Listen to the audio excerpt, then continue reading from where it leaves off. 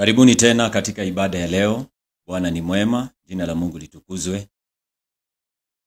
Tunawakaribisha wote ambao wako mbali, wale ambao wako karibu, ili kwamba tuweze kuendeleza somo ambalo tumekuwa nalo tangia jana.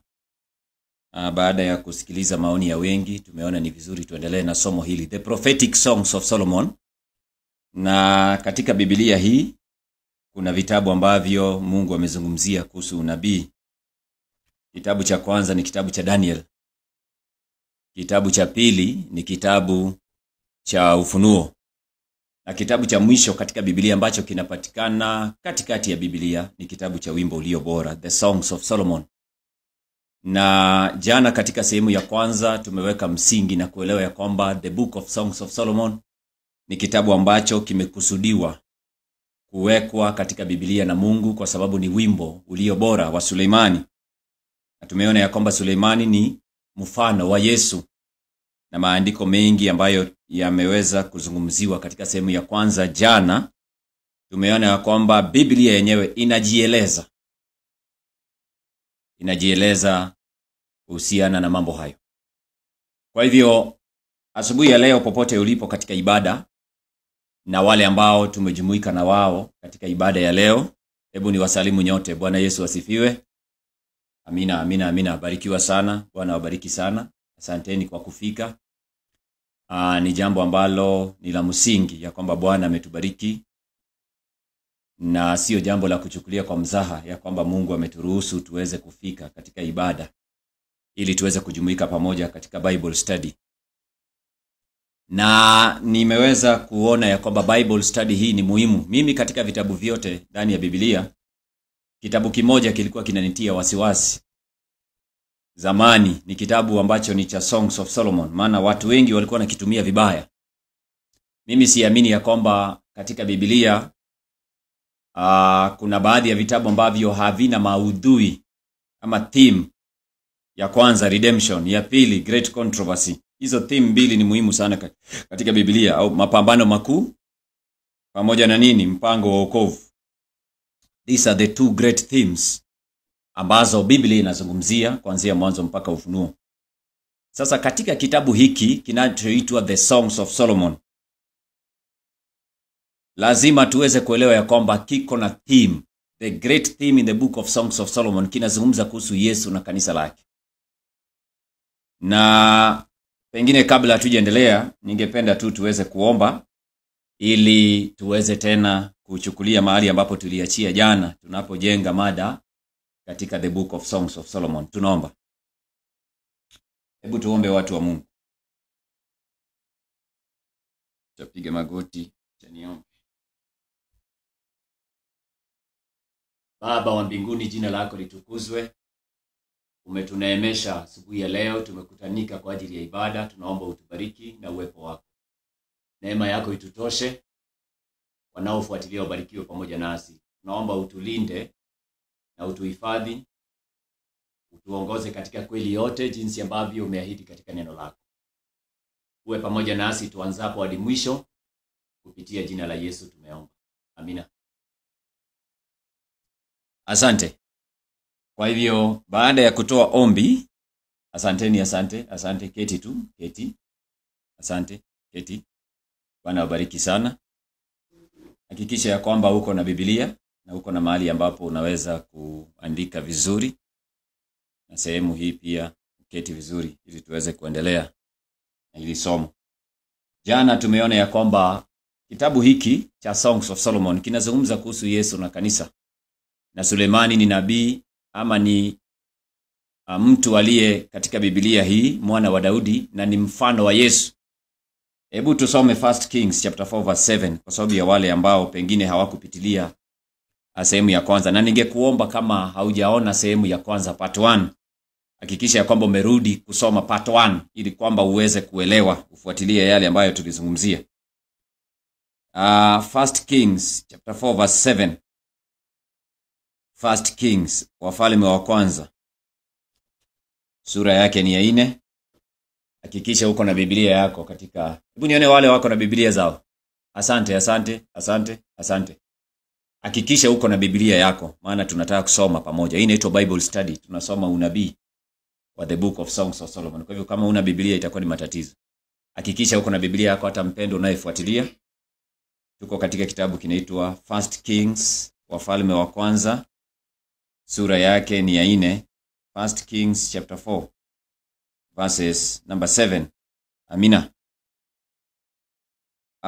Hilo andiko linasema hivi, na ni kwa sababu ya wale pengine jana hawajafuatilia sehemu ya kwanza. Inasema hivi. Inasema Suleimani alikuwa na maakida 12 juu ya Israeli wote walioleta chakula cha mfalme na nyumba yake. Kila mtu alikuwa na mwezi mmoja katika mwaka kuleta chakula. Tunapata ya kwamba katika Biblia Solomon ama Suleimani alikuwa na officers ama watendakazi ama wale ambao waliwachagua 12 walikuwa wanamsaidia katika kazi ya huduma. Na ili ni tukio ambalo tunaliona katika maisha ya Yesu vile vile. Luka 6 mstari wake na 12. Luke chapter 6. Luke chapter number 6 and verses number 12. Fungueni kitabu cha Luka, sura yake ni ya 6. Aya yake ni ya 12. Biblia inasema hivi. Ikawa siku zile aliondoka akaenda mlimani ili kuomba. Akakesha usiku kucha katika kumwomba Mungu. Mstari wa 13 inasema, hata kulipokuwa mchana aliwaita wanafunzi wake, akachagua 12 miongoni mwao. Hizi ni baadhi tu za maandiko ambazo tunaona katika Biblia zinatuonyesha kwamba Suleimani ni mfano wa Yesu katika Biblia. Na kama Suleimani ni mfano wa Yesu, inamaanisha ya kwamba katika kitabu cha Wimbo Ulio Bora, mwanamke atakayekuwa anazungumziwa naye ni kanisa. Maana ni kitabu mojawapo ya vitabu vinavyoelezea unabii, na unabii umeelezewa kwa njia ya mafumbo. Saidia Hosea chapter 12 verse 10. Nisema kitabu cha Hosea. Hosea chapter 12. Hosea chapter 12 verses number 10. Tusome kwa pamoja. Unabii umeelezewa kwa njia ya mifano. Inasema, tena nimenena na hao manabii, nami nimeongeza maono. Huyu ni Mungu anazungumza. Na kwa utumishi wa manabii nimetumia mifano. Prophecy ama unabii Mungu ameelezea kwa njia ya mifano. Sasa ikiwa Suleimani katika kitabu hicho cha Wimbo Ulio Bora ni mfano wa Yesu, inamaanisha yule mwanamke naye ni mfano wa kanisa. Na ndio naona Suleimani ameandika mambo mengi kuhusiana na kanisa. Ameandika mifano nyingi ambayo inahusu kanisa. Nilikuwa naangalia kitabu cha kwanza tutaandika kwamba mwanamke ni kanisa. Somewa Efeso sura yake ni ya 5, Ephesians chapter 5. Alafu ndio turudi Proverbs kujenga imani. Soma kitabu cha Proverbs. Ephesians, sorry. Amina, tarudi kwa Proverbs. Ephesians chapter 5 verses number 25. Wa Efeso 5 sura yake ni ya 5, aya yake ni 20 ngapi? 25. Ephesians chapter 5 verses number 25. Bible inasema hivi: enyi waume wapendeni wake zenu kama Kristo naye alivyolipenda kanisa akajitoa kwa ajili yake. Mwanamke anafananishwa na kanisa, na Paulo anapozungumzia mwanaume na mke wake anasema ya kwamba hapo kuna siri kubwa. Mstari wake ni 32. Kuna siri kubwa baina ya mume na mke. Siri ni kubwa, na siri hiyo ni ipi? Inasema verse 32, siri hiyo ni kubwa. Paulo anasema siri hiyo ni kubwa ya mwanaume kumpenda mke wake. Ila mimi nanena habari ya Kristo na kanisa. Kwa hivyo Kristo ndiyo mume, kanisa ndiyo mwanamke. Siku zote katika Biblia kuanzia kitabu cha Mwanzo, kanisa linafananishwa na mwanamke. Ndio naona kanisa la kwanza katika kitabu cha Mwanzo kilifananishwa na mwanamke. Ndio naona wale wanaosoma kitabu cha Mwanzo tutaelewa ya kwamba wanawake wametajwa aina 2 katika the book of Genesis chapter 3. Wacha nikuonyeshe. Maana kanisa limeanzia kule Mwanzo, lakini book of Songs of Solomon kuna mahala ambapo unabii huo unaanzia rasmi. Tuende Genesis. Nikuonyeshe katika Biblia maandiko yanasema ya kwamba mwanamke ametajwa katika Mwanzo aina mbili, wanawake aina mbili. Wa kwanza ni Hawa ama Eve. Mwingine aliyetajwa pale ni kanisa.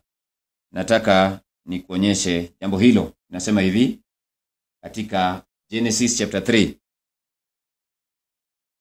Genesis chapter 3 verses number 16. Tuanze na Hawa ama Eve. Baada ya dhambi kuingia, baada ya uasi, apostasy, maandiko yanasema ya kwamba Mungu akamuita mwanamke. Mwanamke anayeitwa hapa mstari wa 16 ni Hawa ama Eve. Sikiliza vile Mungu anavyomwambia. Akamwambia mwanamke, hakika nitakuzidishia uchungu wako na kuzaa kwako. Kwa utungu utazaa watoto, na tamaa yako itakuwa kwa mumeo, naye atakutawala. Mungu anazungumza na Eve ama Hawa, anamwambia kuzaa kwake atamzidishia uchungu.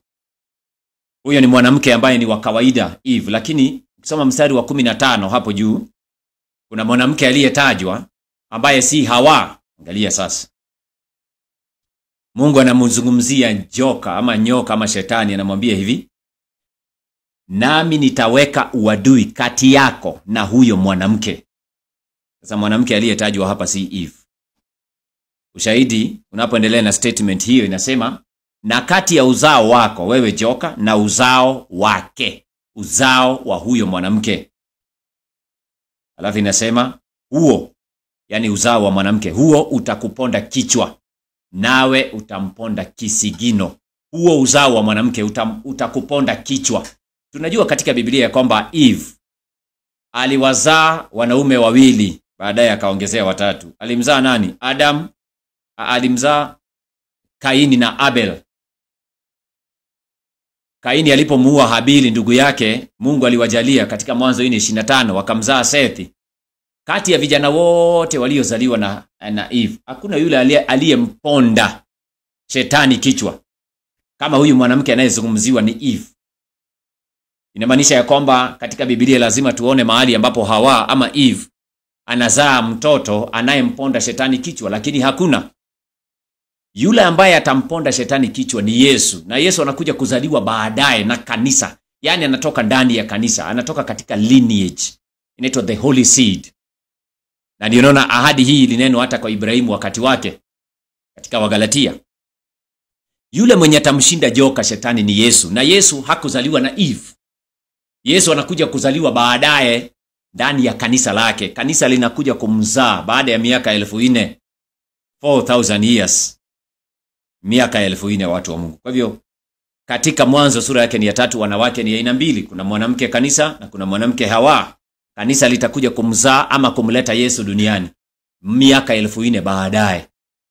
Sasa katika kitabu cha Wimbo Ulio Bora tunapata ya kwamba kuna Suleimani na kuna mwanamke, yani kuna Kristo na kuna kanisa. Sasa tuende kitabu cha Proverbs chapter 30. Methali ama Proverbs chapter 30 verse 18. Wow. Amina. Amina, amina. Fungueni. Tuko kitabu cha Proverbs. Proverbs ni Methali 30. Huyu ni Suleimani. Verse 18. Proverbs chapter 30. Msikilize huyu. Haya ni baadhi ya maandiko ambayo mimi nilikuwa nasoma zamani, lakini mara nyingi sikuwa naelewa, lakini Mungu amesaidia pakubwa tunaweza kuelewa haya maandiko. Sikiliza kitabu cha Proverbs chapter 30 verse 18 kwa wale ambao wanafuatilia. Inasemaje? Kuna mambo matatu yaliyo ya ajabu kwangu. Huyu ni Suleimani. Naam, kuna manne nisiyo yafahamu. Ya kwanza, mwendo wa tai katika hewa. Na huo ni unabii wa ajabu ambao tutakuwa tukiangalia katika prophetic insights. The way of an eagle in the sky. Hiyo ni the first prophetic event. Ama ujumbe wa kwanza wa kiunabii ambao tunafaa kuelewa Suleimani ameandika ni kuhusu tai anaporuka katika hewa.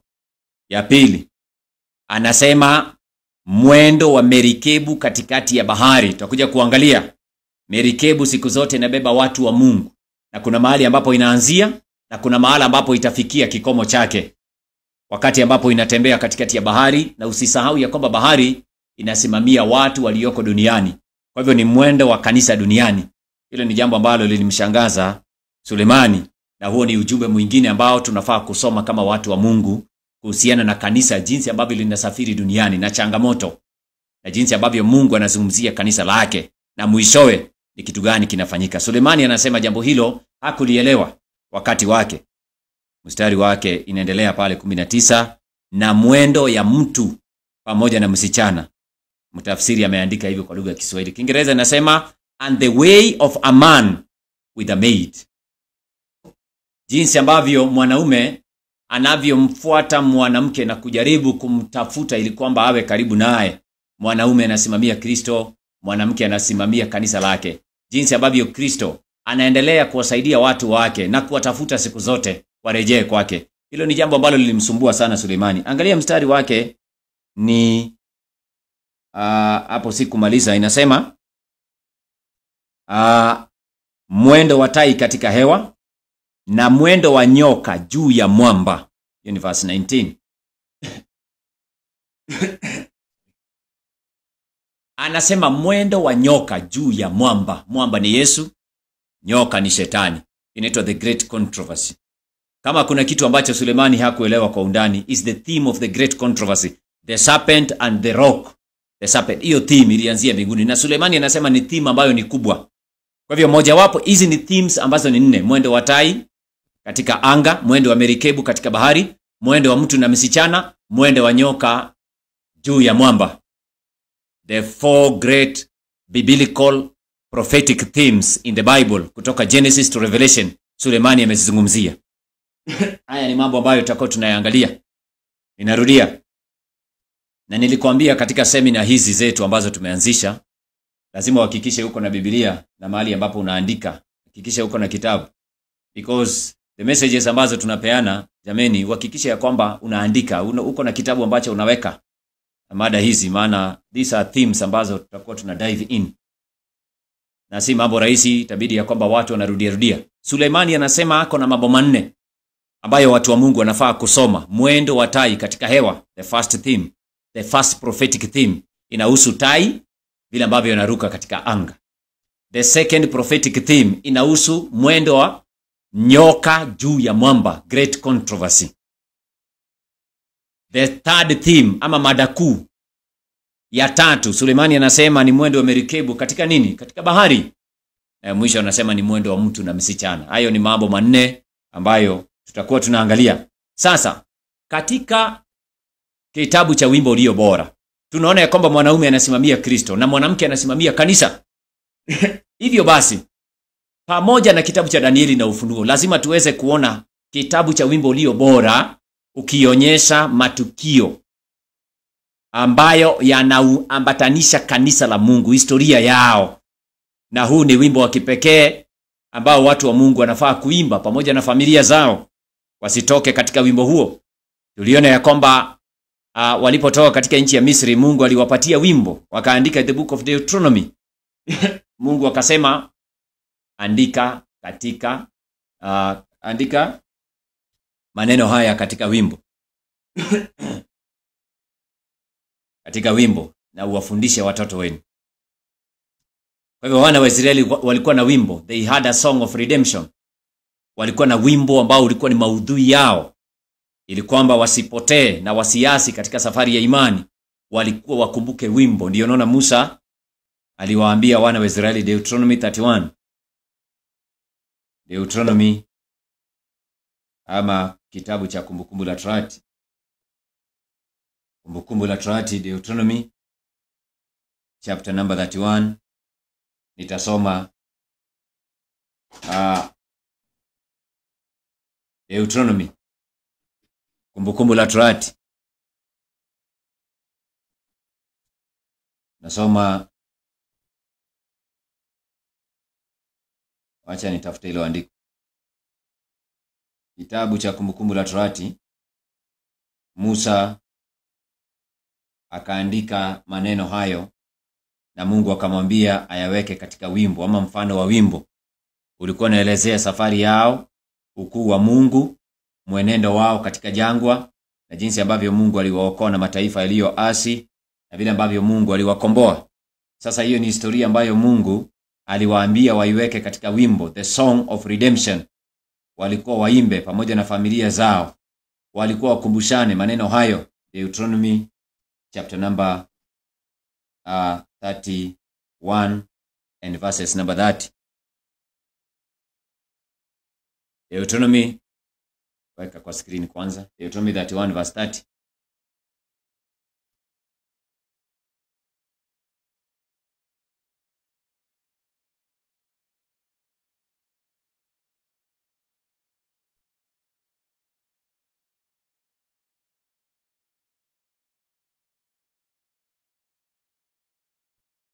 Deuteronomy chapter 31 verses number 30 inasema, Musa akasema maneno ya wimbo huu masikioni mwa kusanyiko la wana wa Israeli hata yakaisha. Ati akasema maneno ya nini? Maneno ya wimbo. Inamaanisha ya kwamba walikuwa wametungiwa wimbo. Na wimbo huu maandiko yanasema Musa akayasema katika masikio yao. Hebu rudi verses number 22. Deuteronomy chapter number 31, Kumbukumbu la Torati 31. Mstari wake ni 22 na 23 inasema, basi Musa akauandika wimbo huu siku hiyo hiyo, akawafundisha wana wa Israeli.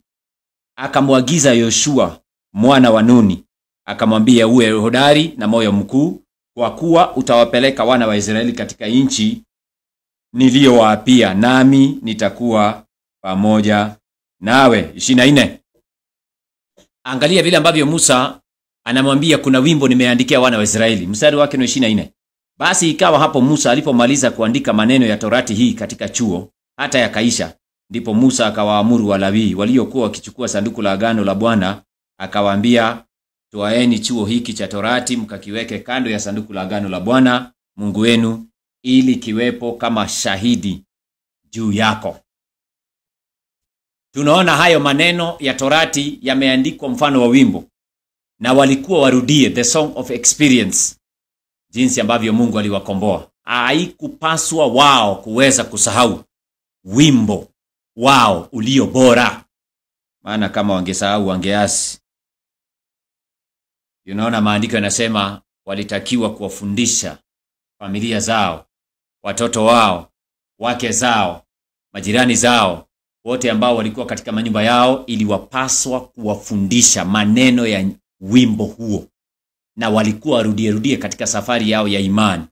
Na tukaona ya kwamba wale 144,000 wataimba wimbo wa Musa na wa mwana kondoo. Mwana kondoo mimi sijakuja. Watauimba wimbo wa Musa. Inamaanisha Musa pia alichangia kuandika wimbo. Inamaanisha ya kwamba inaitwa the song of experience, sio wimbo tu wa Musa. Kitabu cha Ufunuo kinaposema wimbo wa Musa, kwanza tunafaa kuelewa ya kwamba Musa ameandika vile ambavyo wana wa Israeli waliokolewa kutokana na mkono wa Farao. Farao aliweka ibada ya lazima ya uongo kule Misri. Mungu akawatoa baada ya mapigo 10. Na iliwapasa wana wa Israeli warudie hayo mambo katika safari yao, their spiritual journey, their pilgrimage. Hawakuwa wasahau their past history, vile Mungu alideal na watu. Na ndio naona walipovuka bahari ya Shamu, kabla siende Revelation, hebu tuende Exodus 15. Unajua Exodus 15 na Revelation 15 ni kama kioo. Moja iko pande ile na nyingine iko pande hii, umeweka kioo katikati, inaitwa mirror. Ni kioo. Exodus 15, Revelation 15 zinafanana. Nitakuonyesha sasa. Kutoka sura yake ni ya 15. Exodus chapter number 15.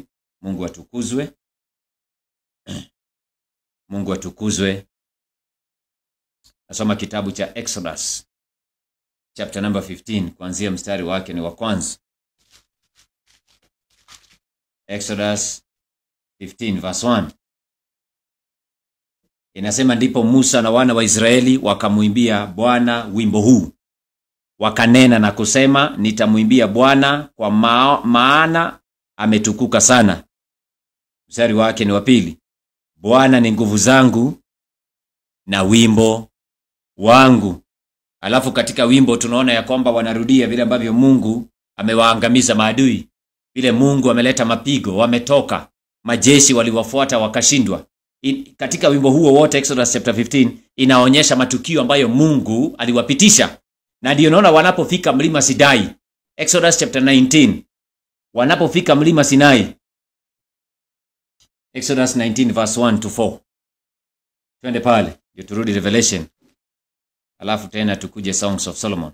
Najua nimeona ni vizuri niweke tena msingi vizuri katika part 2 ili watu waweze kuelewa the Song of Solomon. Maana hicho ndicho kitabu ambacho Mungu amekiandika kwa ajili ya wimbo wetu sisi kanisa la Masalio, watu wa Mungu, kipindi cha lala salama. Na kama hatutajua wimbo wetu, basi na sisi tutaasi. Hatuwezi kujua imani ya kweli iko wapi. Na hili ndilo jambo limewafanya watu wengi wameyumba katika imani. Hawajui wasimame wapi, maana hawajui wimbo wao. Watu wanajiita Waadventista wa Sabato kwa jina, kwa sababu wanaenda kanisa Jumamosi. Wimbo wenu mnaujua. Wana wa Israeli walikuwa na wimbo wao. Nyinyi mnajua wenu. Sikiliza, tuko kitabu gani?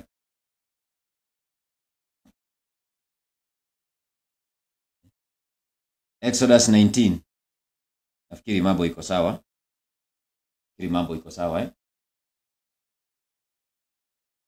Exodus chapter 19 and verses number 1. Kutoka 19:1 inasema, mwezi wa 3 baada ya kutoka wana wa Israeli katika nchi ya Misri, siku hiyo hiyo wakafikia jangwa la Sinai. Aya ya 2 inasema, nao walipokuwa wameondoka Refidimu na kufika jangwa la Sinai, wakatua katika lile jangwa. Israeli wakapiga kambi huko, wakiukabili mlima. Naona Musa akapanda kwa Mungu, na Bwana akamuita toka mlima ule akisema, utawaambia nyumba ya Yakobo na kuarifu wana wa Israeli maneno haya. Aya yake ni ya 4. Angalia mahali Mungu anaanzia. Mumeona jinsi nilivyowatendea wa Misri, na jinsi nilivyowachukua ninyi juu ya mbawa za tai, nikawaleta ninyi kwangu. Mstari wake ni wa 5. Sasa basi, ikiwa mtaitii sauti yangu kweli kweli na kulishika agano langu, hapo ndipo mtakapokuwa tunu kwangu kuliko makabila yote ya watu, maana dunia yote pia ni mali yangu. Mungu akasema, kama wangelitii sauti yake, kwa kuikumbuka historia jinsi ambavyo Mungu aliwakomboa kutoka katika nchi ya Misri na kutoka katika mkono wa Farao, kama wangelikumbuka hilo peke yake, maandiko yanasema wangekuwa ni watu watunu kwa Mungu, wangekuwa ni special people with a special message. Hii ni historia ya Waadventista wa Sabato. Ndio naona kitabu cha Kutoka sura yake ni ya 15. It is a mirror. Yani ni kama kioo ambayo inaelezea Revelation chapter 15. Revelation 14 na 15. Revelation 15 specifically inazungumza ikisema maneno yafuatayo. Revelation 15 and verses number 1 and 2. Revelation 15 inasema, mstari wake ni wa 1. Kisha nikaona ishara nyingine katika mbingu iliyo kubwa na ya ajabu, malaika 7 wenye mapigo 7 ya mwisho, maana katika hayo ghadhabu ya Mungu imetimia. Mstari wa 2. Tena nikaona kitu kama mfano wa bahari ya kioo iliyochangamana na moto, na wale wenye kushinda. Unaona, watokao kwa yule mnyama na sanamu yake na kwa hesabu ya jina lake, walikuwa wamesimama kando kando ya hiyo bahari ya kioo, kama vile ambavyo Musa na Miriam kule, wenye vinubi vya Mungu, nao wauimba wimbo wa Musa mtumwa wa Mungu na wimbo wa mwana kondoo, wakisema, ni makuu na ya ajabu matendo yako, Bwana Mungu Mwenyezi. Watu wa Mungu siku zote baada ya kutoka kwenye dhiki watakuwa na wimbo ambao utawaongoza waingie katika dhiki ya mwisho. Inaonekana katika Biblia, na ndio naona katika maandiko haya, kama kuna kitu ambacho Yesu alifanya wakati alikuwa anaingia katika dhiki. Ni kuonyeshe kitu kingine kabla tujakuja kwenye Songs of Solomon. Tuende kitabu cha Luka 22. Luke chapter number 22. Nitaanzia mstari wake. Luke chapter 22. Maandiko yanasema, mstari wake ni wangapi? Wacha tusome kuanzia hii ni baada ya wao kukula Pasaka, mwana kondoo.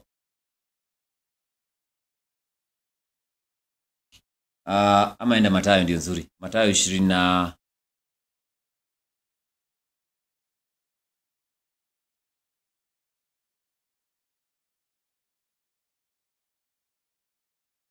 Matthew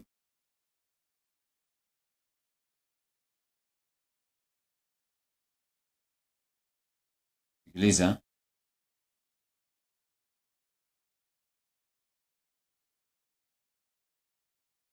Nataka nikuonyeshe ya kwamba katika Agano Jipya, kabla ya wao kuingia katika dhiki ambayo walikuwa wanaitazamia hapo mbele, Biblia inasema katika Mathayo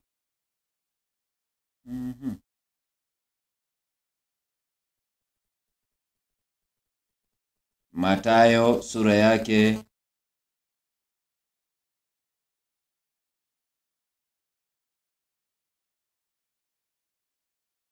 baada ya wanafunzi wa Yesu kuweza kushiriki Pasaka. Matthew 26 verse 30. Unione kama ndio hiyo. Kwa ni hiyo. Mathayo. Bili kidogo.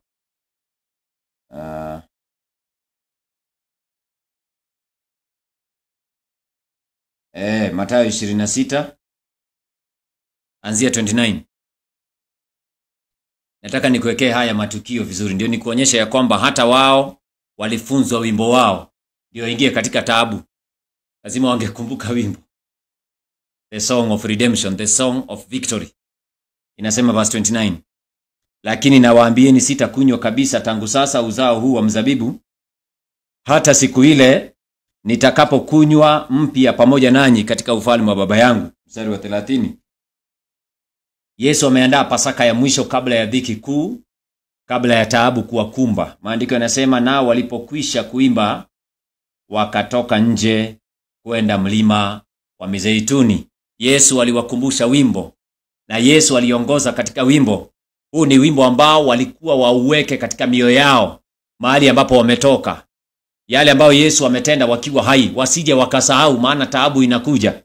Unaona maandiko yanasema Yesu akawaongoza wanafunzi wake wakaimba wimbo, na huu unaitwa wimbo wa mwana kondoo, the song of experience. Kwa nini tunasema ni wimbo ambao unaimbwa kabla ya dhiki? Maana dhiki inakuja. Inasema Yesu aliwaonya wanafunzi wake, akawaambia kwamba usiku huo, mstari wa 31, akawakumbusha, akawaambia giza inaingia, crisis inakuja. Nimewafundisha wimbo, wekeni ndani ya mioyo yenu, maana kuna taabu inakuja, crisis. 31. Ndipo Yesu akawaambia, ninyi nyote mtachukizwa kwa ajili yangu usiku huu, kwa kuwa imeandikwa, nitampiga mchungaji na kondoo wa kundi watatawanyika. Naona? Lakini baada ya kufufuka kwangu nitawatangulia kwenda Galilaya. Angalia Petro 33. Petro akajibu akawaambia, wajapochukizwa wote kwa ajili yako, mimi sitachukizwa kamwe. Hakuzingatia maneno ya Yesu. Kama angelizingatia maneno ya Yesu katika wimbo walioongozwa kuimba the song of redemption, wimbo huo unaowaonyesha jinsi ambavyo Mungu amekuwa akitenda kazi na wao, maana Kristo aliwaongoza wakaimba wimbo wa mwana kondoo, wangekaa katika imani. Lakini Petro hakukumbuka. Unaona taabu ilipoingia katika Luka 22, nasema Yesu akawaambia, ombeni msije mkaingia katika jaribu, temptation. Pray that ye enter not into temptation. Hebu niweke hiyo verse kwa lugha ya Kiswahili na Kiingereza ndio niweke tofauti watu waweze kuelewa. Luke 22 verse 40. Luke chapter number 22 and verses number 40. Luke 22 verses number 40. Nataka niweke perspective nzuri. Luke 22 and verses number 40. Asanteni kwa wale ambao wamefika kwenye ibada. Bwana wabariki sana. Fungua Biblia yako Luka 22. Luke 22 and verses number 40. Nafika pale. Weka Kiswahili na Kiingereza kwa screen ndio kila mmoja aweze kufuatilia. Luke 22 verses number 40. Inasema, alipofika mahala pale, aliwaambia, ombeni kwamba msiingie majaribuni. Kiswahili inasema majaribuni. Angalia Kiingereza. Angalia translation nzuri inasema, and when he was at the place, he said unto them, pray that ye enter not into temptation. Si nyingi, ni kamoja.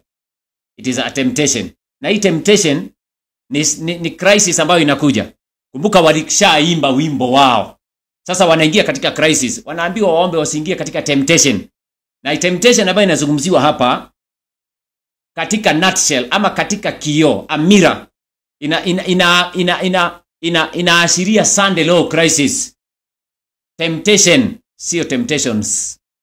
Revelation chapter 3 verse 10. Angalia kitabu cha Ufunuo ndio tuanze sasa. Kwa nafanya recap kidogo. Revelation chapter 3 verses number 10. Revelation chapter 3 and verses number 10. Revelation chapter 3 and verses number 10. Sikiliza Biblia. Inasema, kwa kuwa umelishika neno la subira yangu, mimi nami nitakulinda utoke katika saa ya kuharibiwa. Unaona sasa hawa wametranslate vibaya. Sio saa ya kuharibiwa. Haya, tuendelee. Iliyo tayari kuujilia ulimwengu wote, kuwajaribu wakao juu ya nchi. Sio the hour of destruction. Inaitwa the hour of temptation. Angalia Kiingereza. Because thou hast kept the word of my patience, I also will keep thee from the hour of temptation, ambayo Yesu amezungumzia katika Luka 22, which shall come upon all the world to try them that dwell upon the earth. The hour of temptation inaitwa Sunday law crisis, ambayo inakuja mbele. Kwa hivyo walifundishwa wimbo wa uimbe kabla ya crisis. Ndio sababu sisi kama Waadventista wa Sabato haitupaswi sisi kusahau, we have nothing to fear for the future. Dada White anasema, tulisoma sana jana. Hebu weka hiyo quotation. Najua nimekutana na watu wengi wanatuuliza, nyinyi, juzi nilikuwa naongea na mwingine, nyinyi mnafundisha watu warudi Philadelphia. Ndio, hiyo ni reformation. Philadelphia ndio kanisa ya kipekee ambayo Sunday law imetajwa kwayo katika Revelation, si Laodikia. Mwenye tabaki katika Laodicean experience hawezi kupokea mvua ya masika na hawezi kushiriki kitu ambacho kinaitwa the loud cry ama kilio kikuu. Hawezi. Haiwezekani wapendwa. Naona? Haiwezekani. Sasa hebu tuangalie nukuu hii. Inasema nini? CET 204.1. Naona? Dada White anasema, in reviewing our past history.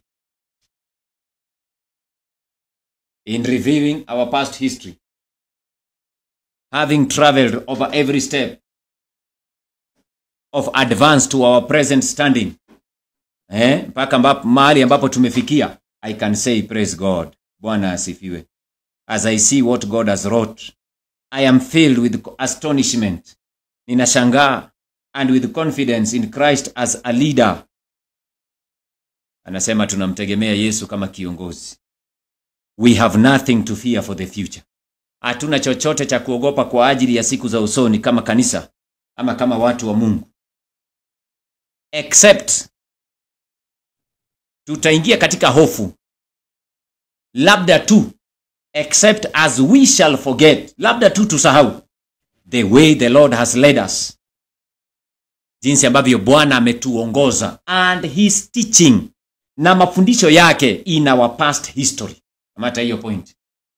Kwa hivyo kama wana matengenezo, kama watu wa Mungu, kama kanisa la Mungu, kama wale ambao wanautangaza ujumbe wa malaika watatu, lazima tujue historia yetu katika wimbo ulio bora. Unaona Yesu aliwachagua watatu. Alimchagua Petro, Yohana na Yakobo, akawaambia twendeni muombe. Aliwachagua watu wanaoamini ujumbe wa malaika wa kwanza, wa pili na watatu. Akawaambia kesheni, ombeni na msisahau wimbo ambao tuliimba. Ujue kuna crisis inakuja. Ombeni msije mkaingia katika jaribu. Hao ni watu wanaoamini ujumbe wa malaika watatu. Petro, Yohana na Yakobo walichaguliwa hao. Twendeni, crisis iko mbele. Kama wangelisikia, wangekuwa ni watu ambao wangeelewa Yesu anasema kitu gani. Kwa hivyo sasa, tunaporudi katika wimbo wetu, maana sisi ambao tunaishi mwaka wa 2025, tunapoangalia crisis imekaribia, lazima tujue tuko na wimbo wetu. Wacha tutoe nukuu nyingine kidogo tu, ndio nikuonyeshe. Inaitwa 20MR, Manuscript Releases Volume 20. Manuscript Releases Volume 20. Manuscript Releases Volume 20. Manuscript 20MR ama ni 21MR, wacha nione. Amina. Wacha tuisome kwingine mahali imeleta vizuri Tuisome kwa 1MR 54.2. 1MR 54.2. Manuscript Releases Volume 1, page 54, paragraph number 2. Pole pole tu. Sikilizeni watu wa Mungu. Nasoma kitabu cha Manuscript Releases Volume 1. Ninajenga mada ndio tuingie sasa katika somo. Sisi ambao tunaishi mwaka huu na tunadai kuwa na ujumbe, wimbo wetu ni upi? Where is our song? Na ndio naona imewekwa katikati ya Biblia with the purpose, it is there. Our song of redemption. Kama tutasoma wimbo wetu na sisi, wimbo ulio bora, na iko na chapters 8 peke yake, only 8 chapters from chapter 1 to chapter number 8. Na hiyo ni historia. Na hii historia tuliona jana inaanzia 31 AD baada ya kanisa kupokea busu, the keys of reconciliation. Haraka nipitie pale kwa sababu ya watu ambao wanajiunga mara ya kwanza. Naona? Sikiliza watu wa Mungu. 1MR 54.2. Manuscript Releases Volume 1, pages number 54 and paragraph number 2 inasema, sawa? Anasema the Lord has declared, Bwana ametangaza, that the history of the past, meweka?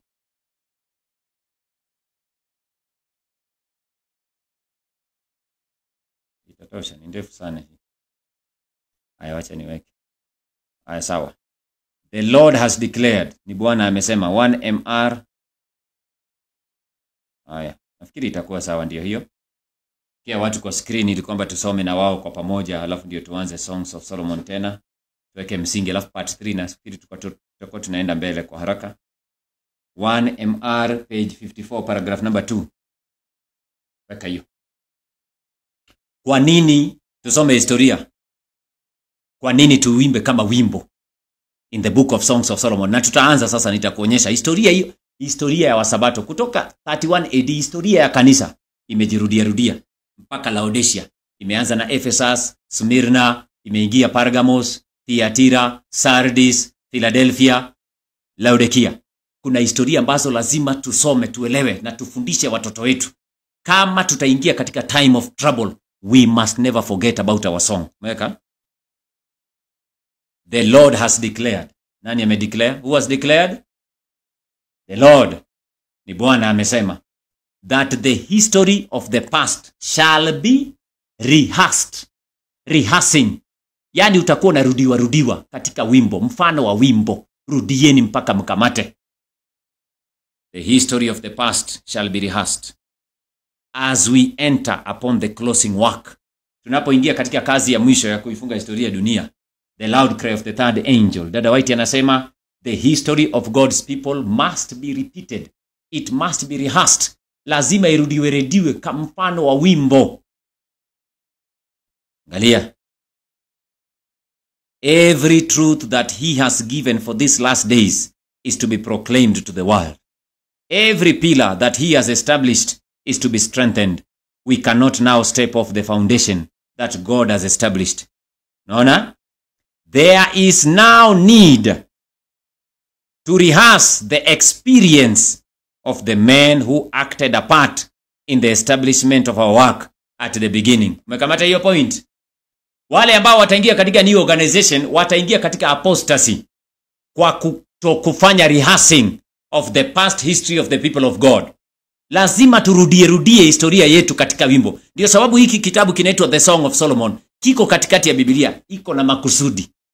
Inaitwa wimbo ulio bora wa Suleimani. Yani ni Yesu Baba ndio mwenye wimbo. Hebu tuende Isaiah chapter 5 verse 1.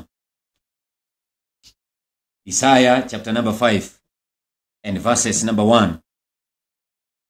Isaiah chapter 5. Na shukuru Mungu kwa sababu kila kitu kiko salama. Mungu atukuzwe.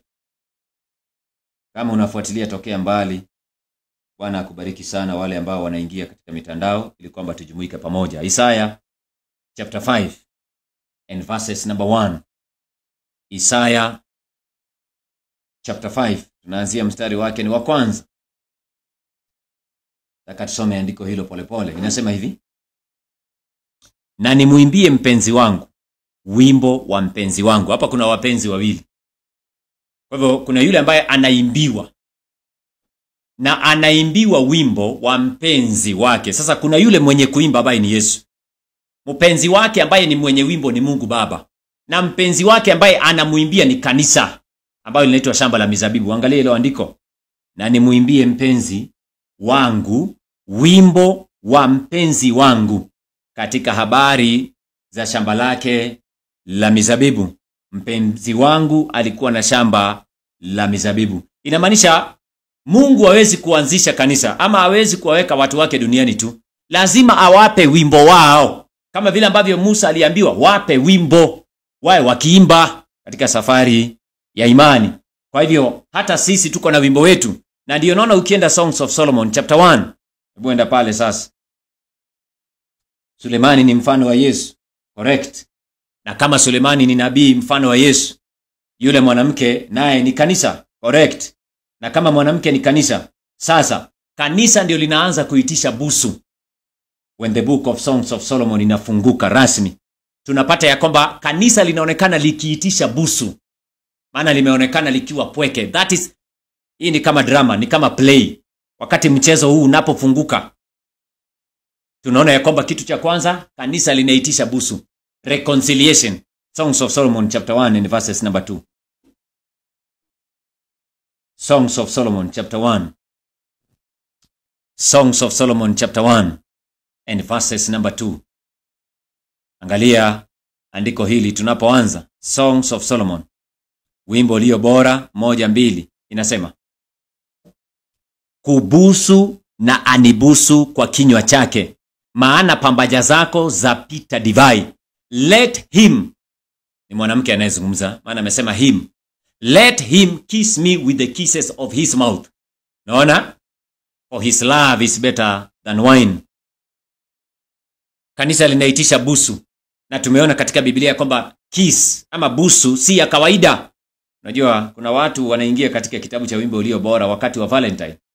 Sababu ya maana ndio njia rahisi ya kuonyesha wapenzi wao ya kwamba wanajua Biblia. Unagoda mwanaume amejikaza bwana amenukuu aya za Biblia ile hujawahi kuona. Nako katika wimbo ulio bora peke yake. Yeye kwa mawazo yake anafikiria wimbo ulio bora ni kitabu ambacho kimeandikwa kwa lugha halisia.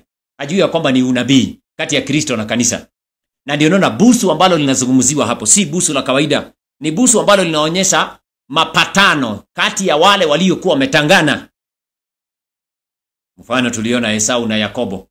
Baada ya kutengana kwa muda mrefu, wanakutanishwa na busu. Inaitwa the kiss of reconciliation. Genesis 33 verses number 4.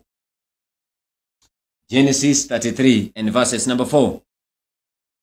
Genesis Mwanzo 33 aya yake ni ya 4. Huyu ni Esau. Yakobo anaenda kukutana na ndugu yake akiwa na hofu. Lakini maandiko yanasema ndugu yake akawa na uzito baada ya muda mrefu wa kutengana kwa ajili ya uasi na dhambi ambazo walikuwa wametenda Yakobo na mama yake. Maandiko yanasema Esau akaja mbio kumlaki, akamkumbatia na kumwangukia shingoni, akambusu, nao wakalia. Maana yake walipatana katika urafiki. Busu katika Biblia maana ya kwanza inatumika kuonyesha ya kwamba wale waliokuwa wametengana, hasa kwa sababu ya mafarakano ya dhambi ama kuna jambo lolote ambalo limefanya wakafarakana. Sasa wanaletwa pamoja na busu inaonyesha ya kwamba kuna mapatano, reconciliation. Hata mwana mpotevu vile vile baada ya kuponda mali akaenda akakula, akatumia mali ya baba yake, akahepa, akaondoka, baadaye anajirudia. Na baada ya kujirudia tunaona ya kwamba anarejea kwa baba. katika kitabu cha Luka 15 mstari wake ni 20. Weka kwa screen. Luke chapter 15 and verses number 20. Nimesema kitabu gani? Luke 15 verse 20. Amen. Amen. Luke chapter 15 and verses number 20. Bible inasema, huyu ni mwana mpotevu na baba yake. Kisa ambacho kiko katika maandiko inaashiria Yesu na wale ambao wamepotea dhambini. Akaondoka akaenda kwa babaye, alipokuwa angali mbali, baba yake akamuona, akamuonea huruma, akaenda mbio, akamwangukia shingoni, akambusu sana. Naona? Yule mwana akamwambia, baba, nimekosa juu ya mbingu na mbele yako, sistahili kuitwa mwana wako tena. Akaungama. Yani Biblia inatumia busu hapo kuonyesha kwamba walipatana, a kiss, the kiss of reconciliation. Kwa hivyo Songs of Solomon chapter 1 verses number 1 and 2, chapter inafunguka tukionyeshwa busu limetendeka, busu linaitishwa na busu litapeanwa, ratification of the kiss. Reconciliation inafanyika 31 AD. Setting, the correct setting of the book of Songs of Solomon inaanza 31 AD to the close of probation. Hayo ni matukio ya kanisa, na kanisa ambalo sisi tupo ndani yake kipindi hiki. Watu wanadai ni Laodikia, lakini sisi wana matengenezo tunarudisha watu Philadelphia. Na kuna sababu ni kwa sababu ya wimbo huu. The Song of Experience iko na Philadelphia, haiko Laodikia. Laodikia nini? Kipofu. Yeye ataona wimbo wakati gani? Wale wako na hii wimbo ni Philadelphia. Ndio naona lazima tufundishe wimbo huu kipindi chetu. Sunday law imetajwa Philadelphia. Kwa hivyo busu linapatikana wakati wa upatanisho ulipotendeka rasmi kwa uwazi. Ratification, establishment of the reconciliation. Na ndio tukasoma 2 Corinthians chapter 5 verse 18. 2 Corinthians, wa Korintho wa pili 5 aya ya 18 na 19. Paulo anasema hivi. Nasema kitabu gani? Fungua Biblia yako. Wa Korintho wa pili, si ndio? Haya, kila mtu afungue Biblia yake, wa Korintho wa pili. Na imani tunaandika Na imani kila mmoja anaandika. Amina. Amina. Wa Korintho wa pili 5:18 na 19. 2 Corinthians chapter 5 verse 18. 2 Corinthians chapter 5. Tunafuatilia polepole tena kwa utaratibu. Bwana atukuzwe kwa kila jambo. Wa Korintho wa pili 2 Corinthians chapter 5 verses number 18. Mweka.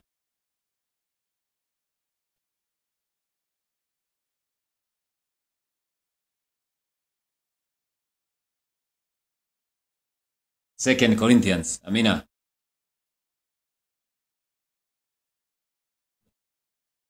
Wa Korintho wa pili. Asante. Weka hiyo kwa screen. Nafikiri iko sawa. Amina. Inasema, lakini vyote pia vyatokana na Mungu aliyetupatanisha sisi na nafsi yake kwa Kristo. Naye alitupa huduma ya upatanisho. Aya 19. Yani Mungu alikuwa ndani ya Kristo akiupatanisha ulimwengu na nafsi yake, asiwahesabie makosa yao, naye ametia ndani yetu neno la upatanisho. Ametia ndani yetu neno la upatanisho. Are we together? The word of reconciliation. Mungu ametia ndani yetu. Na ndio sababu tunasema hivi kwa wale ambao wanatufuatilia kwa mitandao. Tunasema hivi ya kwamba the book of Songs of Solomon iko na setting yake, haisomwi tu. Kwa hivyo busu linaonyesha reconciliation. Katika Biblia busu pia linaonyesha nini? Linaonyesha kusaliti, kama Judas alitumia busu kusaliti. Lakini katika context, maana kanisa na Kristo hajawahi kusaliti kanisa. Na kanisa alionekana likimsaliti Yesu. Hapo linaonekana likiitisha reconciliation. Kwa hivyo Miller's rule number 2 katika Rules of Biblical Interpretations and Prophecies inasema every word must have its proper bearing on the subject. Kila neno ambalo linatumika lazima liweze kutumika vizuri. To have its proper bearing, liweze kuwa na msimamo mzuri katika mada husika. Busu katika mada husika inaleta maana ya upatanisho, sio kusaliti. Sio kusaliti. Asante. Kwa sababu tumeweza kuangalia hiyo ni verse 1. Kanisa linaitisha busu 31 AD. Inamaanisha kutoka 31 AD kanisa la kwanza linaitwa Ephesus. Alafu tunaingia Smyrna. Hiyo ni historia inaanza. Kutoka Smyrna tunaingia Pergamos. Tukitoka Pergamos tunaingia Thyatira. Thyatira tunaingia Sardis. Toka Sardis tunaingia Philadelphia. Philadelphia wanapewa wimbo wao, waanze kurudia historia yao na wao. Ndio naona Ephesus, yani historia ya Musa na wana wa Israeli, ndiyo historia ya wana wa Israeli, yani ndiyo historia ya kanisa la mitume, na ndiyo historia ya watu wa Mungu kipindi cha mwisho. Hizo ni historia tatu.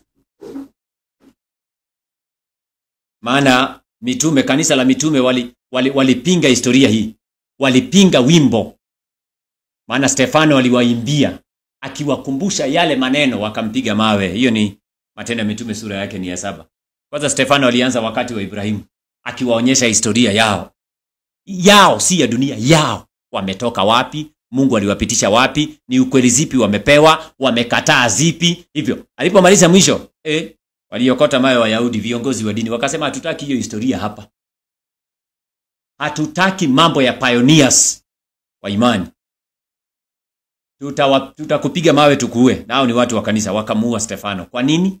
Kwa sababu Stefano aliwakumbusha wimbo wao, historia yao, the great history of the people of God. Wakakataa. Sasa kwa sababu tumeweza kuona ya kwamba wimbo ulio bora ni historia ya watu wa Mungu, sisi ambao tunaitanishwa na Mungu kipindi cha mwisho, basi tuingie pale katika mstari wa 2 tuweze kujenga imani. Unaona? Najenga mada tena. Songs of Solomon chapter 1 verses number 2. Weka kwa screen. Kwa nini kanisa linaonekana likichagua busu? Kwa nini? Angalia hiyo aya. Angalia hiyo verse, Songs of Solomon chapter 1 and verses number 2. Inasema hivi. Wimbo ulio bora, Songs of Solomon ama Songs of Songs chapter number 1 and verses number 2. Inasema kunibusu, akubusu na unibusu kwa kinywa chake, anibusu kwa kinywa chake. Kwa nini? Angalia sababu. Kwa maana pambaja zako zapita divai, for your love is better than wine. Hapa kuna mambo mawili ambayo kanisa imegundua. Na hii ndiyo siri kati ya watu wa Mungu na watu wanaodai kuwa watu wa Mungu. Kanisa linasema upendo wa Yesu ni mwema ama ni bora kuliko divai. Inamaanisha ya kwamba watu wa Mungu siku zote wakiwa duniani kuna divai na kuna upendo wa Yesu. Divai ama mvinyo wa uongo. Kuna mafundisho ya uongo na kuna mafundisho ya kweli. Wanagundua kwamba mafundisho ya kweli yanapatikana ndani ya Kristo. Yesu anasema mimi ndimi mzabibu wa kweli. Kunyweni kutoka kwangu. Wachaneni na divai. Hii divai ya Sodoma ama divai ya Babeli nayo inakaa kuvutia lakini haina kweli. The wine of Babylon. Babeli siku zote iko na kikombe cha dhahabu mkononi mwake. Yohana anasema kilichojawa na machukizo na machafu ya washereti wake, na dunia yote imelewa mpaka wafalme wa dunia. Inamaanisha ya kwamba kuna kitu kinaitwa false doctrines ama mafundisho ya uongo. Na ili kanisa limegundua ya kwamba mafundisho ya Kristo ambayo yanaandamana na upendo wake ni bora kuliko divai ya Babeli ama mvinyo ya uongo. Na ndio naona huyu ambaye anaitwa Musa aliweza kuweka hayo mambo wazi. Deuteronomy 31. Kumbukumbu la Torati sura yake ni 31. Deuteronomy 31 tutaanzia mstari wake. Acha nione pale. Samahani sana. Deuteronomy chapter number 32, sio 31. Kumbukumbu la Torati 32. Kumbukumbu la Torati. Amina. Mungu atukuzwe. Kwa pamoja mpaka hapo watu wa Mungu. Bwana Yesu asifiwe. Amina, amina. Kama tuko pamoja, Bwana atukuzwe. Amina. Fungua Biblia. Deuteronomy 32. Musa anasema, na nawaambia wana wa Israeli. Verse 31. Deuteronomy 32 verses number 31. Kumbukumbu la Torati 32 kuanzia 31. Tuangalie ni namna gani hata tunapoanza safari ya kanisa tutambue ya kwamba kuna wale watatoka katika upendo wa Kristo na wataingia katika divai ya Babeli, na kuna wale watasalia katika upendo wa Yesu. Hao ndio watu wa Mungu siku zote. Katika historia ya makanisa yote 7, tutaangalia in the book of Songs of Solomon peke yake imetuonyesha historia hiyo. Imetuonyesha historia hiyo. Deuteronomy 32 verse 31 inasema 31, maana mwamba wao si kama mwamba wetu. Hao ni watu wa ulimwengu. Maana mzabibu wao ni mzabibu wa Sodoma. 33. Nafika? Deuteronomy 32. Tuko verses number 33. Mvinyo yao ni sumu ya majoka, uchungu mkali wa nyoka. Unaona? Kwa hivyo wako na mvinyo wao, wako na divai yao. Na kanisa katika Songs of Solomon chapter 1 verse 2 inasema, kwa maana upendo wa Kristo Bwana wetu ni mwema, ama ni bora kupita divai. Hatuwezi kuingia katika divai. Ndio naona ukienda Revelation 14 sasa, wale wataimba wimbo wa mwisho wa experience. Their song of experience. Maandiko yanasema hawajajichanganya na wanawake, hawajaingia katika ibada za dunia. Acha nikuonyeshe kitu. Alafu mimi nashangaa leo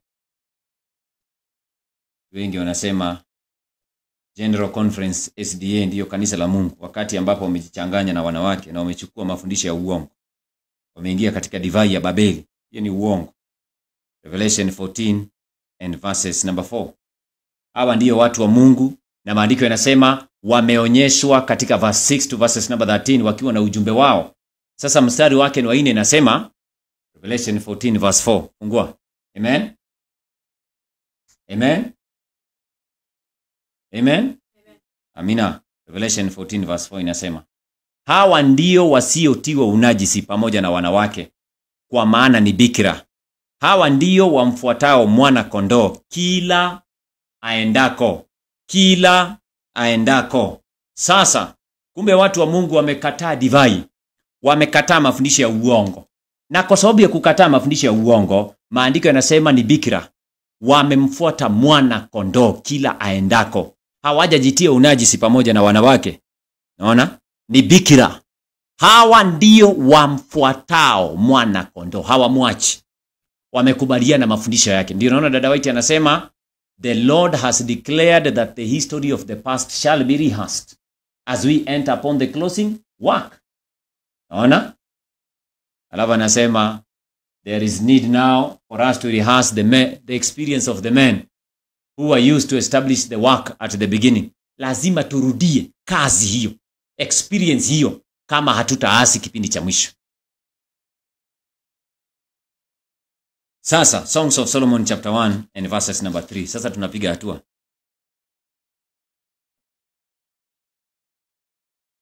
Sikiliza, bado ndio tumeanza. Weka Songs of Solomon chapter 1. Tumesoma verse 1 na 2, twende verse 3. Songs of Solomon chapter 1 and verses number 3 sasa.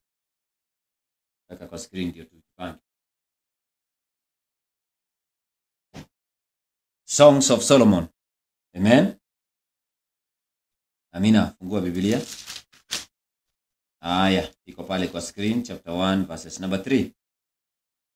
Kanisa linasema, manukato yako yanukia vizuri.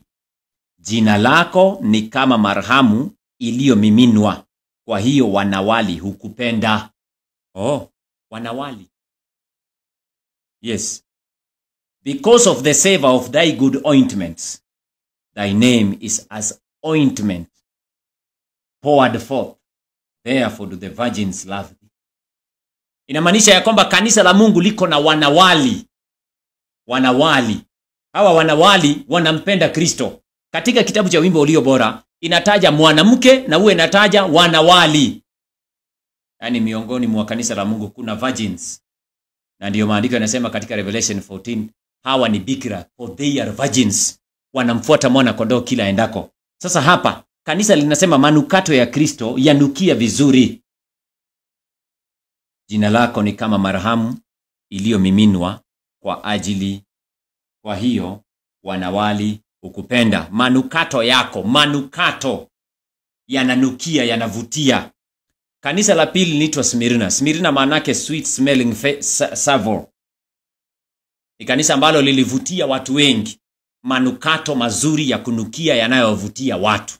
Hiyo ndio maana ya Smyrna. Sasa hapa kanisa limegundua kwamba manukato ya Kristo yanavutia, yananukia vizuri. Ndio naona katika Biblia yule mwanamke aliyeenda kumpaka Yesu mafuta miguu yake, alipofungua the alabaster box. Sikiliza kitu ambacho Yesu alisema kabla sijakuja kwa hii manukato vizuri Inasema katika kitabu kinaitwa, nafikiri ni Luka, Mathayo 26:7. Matthew 26 anzia verse 6. Matthew 26 verses number 6.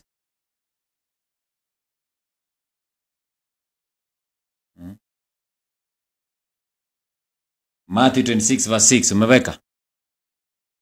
Naye Yesu alipokuwepo Bethania katika nyumba ya Simoni Mkoma, mwanamke mwenye kibweta cha marhamu ya thamani kubwa alimkaribia, akaimimina kichwani pake alipoketi chakulani. Mstari wake ni wa 8.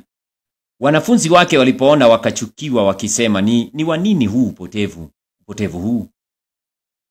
Maana marhamu hii kuuzwa kwa fedha nyingi, wakapewa maskini. Yesu akatambua akawaambia, mbona mnamtaabisha mwanamke huyu? Maana ni kazi njema aliyonitendea mimi. Kwa maana siku zote mnao maskini pamoja nanyi, lakini mimi hamnami siku zote. Wale watu walikuwa wanapanga njama tu, si kwamba walikuwa wanataka kupea maskini. Lakini kuna kitu nataka uangalie pale chini. Maana kwa kunimwagia mwili wangu marhamu hiyo, ametenda hivyo ili kuniweka tayari kwa maziko yangu. Nataka uangalie mahali marhamu inaanzia. Ati marhamu yako au manukato yako yananukia vizuri kuliko nini? Kwa sababu hiyo wanawali wanakupenda. Hapa katika Biblia Yesu anasema marhamu ambayo nimemwagiwa inaniandaa kwa sababu ya maziko yangu. Hapa kuna masuala ya kufa na kufufuka. Kuna kitu ambacho kanisa linaelewa. Angalia sasa mstari wa 13 tukimaliza.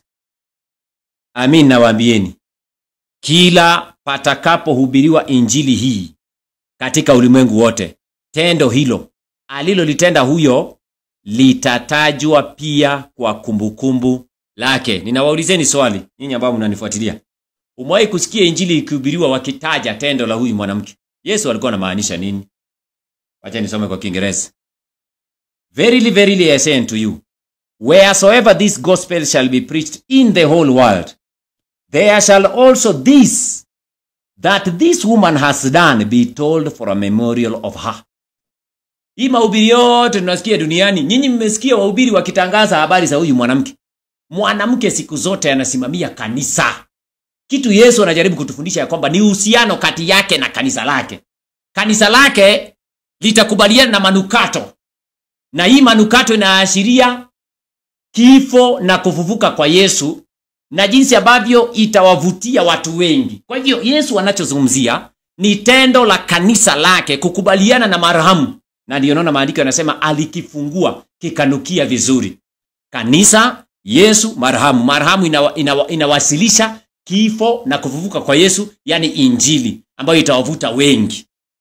Huyo mwanamke maana yake ni kanisa ambalo limeingia katika toba, likasamehewa. Sasa linachukua ujumbe huo wa maziko na kufufuka kwa Yesu, linapeleka duniani. Ndio naona Yesu anasema popote litahubiriwa injili, hayo maneno yatahubiriwa. Maneno kuhusu kanisa. Yani hatuwezi kuhubiri leo injili ya kweli tusahau kutajia watu kanisa la kweli ambalo limepewa majukumu hayo ni lipi. Kamata hiyo point vizuri. Hatuwezi kuhubiri injili ya mwisho bila kuwajulisha watu kanisa la Mungu linajulikanaje. Maana ndilo limepewa ujumbe wa mwisho kutangaza duniani. Mariamu, Yesu, box ama kijisanduku cha kibweta cha marashi ujumbe wa mwisho, injili itakapohubiriwa, ujumbe wa malaika watatu, lazima iweze kuonyesha watu kanisa. Ndio naona katika wimbo ulio bora 1:3 inasema kanisa hili, inasema ya kwamba manukato yako yananukia, yanavutia. Yani isome tena hiyo. Kanisa limetambua jambo la ajabu sana. Nataka kujenga mada pale kidogo kwa muda. Sitoki hapo kwa haraka. Nasoma kitabu cha wimbo ulio bora. Umefika? Nimekuwekea kwa screen pale, angalia vizuri mpendwa. Songs of Solomon. Songs of Solomon. Wimbo ulio bora. Wimbo ulio bora. Tuko pale. Songs of Solomon chapter 1 and verses number 3. Amina. Inasema, manukato yako yanukia vizuri. Yani ujumbe ambao unahusu kifo na kufufuka kwako. Kumbuka setting ya Songs of Solomon nimekwambia ni 31 AD. Kwa hivyo matukio ya kwanza lazima tuone kanisa la kwanza likiwa na ujumbe huo wa manukato ambayo yanahusu mazishi, kifo na kufufuka kwa Yesu. Kanisa linasema manukato yako yananukia vizuri. Alafu anasema nini? Jina lako ni kama marhamu iliyomiminwa. Jina lako, manukato, jina. Hili kanisa, sikiliza, tunaingia katika Revelation chapter 2, ni kuonyeshe mambo ya jina. Jina, kanisa limegundua kuna mambo makuu katika jina. Jina lako. Kuna watu husema unajua jina ni ya kawaida, Yesu, Kamau, Odhiambo. Hapana. Context, jina lako, verse 3 inasema jina lako ni kama marhamu iliyomiminwa. Sasa utamimina jina la kawaida. Ni nini yanamiminwa? Maji. Naona? Marashi yanamiminwa. Naona? Lakini jina utamimina kivipi? Hapa neno hili jina, kanisa linatambua ya kwamba jina ambalo linamiminwa, maana linavutia na ni nzuri, ni tabia ya Kristo. Tabia yake. Jina maana yake tabia. Haya, tusafiri katika Biblia ni kuonyesha. Kanisa linapoanza katika Ephesus linakuwa na tabia ya Kristo. Hebu tuende katika kitabu cha Revelation chapter 2 verse 1. Tuanze na Ephesus. Tani kuonyesha hiyo ni tabia. Alafu turudi Acts chapter 2. Revelation chapter 2 verses number 1. Revelation ama Ufunuo 2 aya yake ni ya kwanza. Inatuonyesha ya kwamba kanisa la kwanza Ephesus kutoka 31 AD walikubaliana na jina lake ambalo lilikuwa linawasaidia kuwa kama manukato na kuvutia wengi. Yani tabia ya Kristo. Kwa malaika wa kanisa liloko Efeso andika, haya ndiyo anenayo yeye azishikaye hizo nyota 7 katika mkono wake wa kuume, yeye aendaye katikati ya vile vinara 7 vya dhahabu. Angalia mstari wake ni wa 2, Revelation chapter 2.